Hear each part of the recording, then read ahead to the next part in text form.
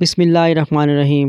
السلام علیکم دوستوں، ایک بار پھر سے خوش آمدید۔ ناظرین کرام، یہ ویڈیو حضرت عیسیٰ علیہ السلام کی دعا اور یاجوج ماجوج کی ہلاکت کے بارے میں ہے۔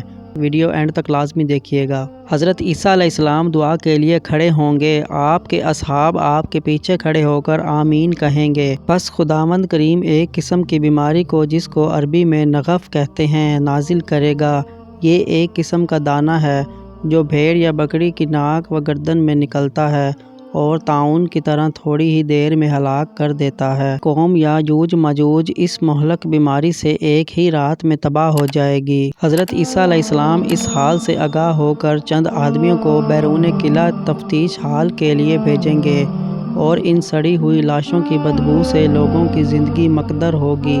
اس مصیبت کے واقعہ کی ہر چیز سے حضرت عیسیٰ علیہ السلام ماں اپنے ساتھیوں کے دستے دعا ہوں گے۔ تب خداوند تعالیٰ لمبی لمبی گردن اور جسم والے جانوروں کو، جن کو عربی میں عنقا کہتے ہیں، بھیجے گا۔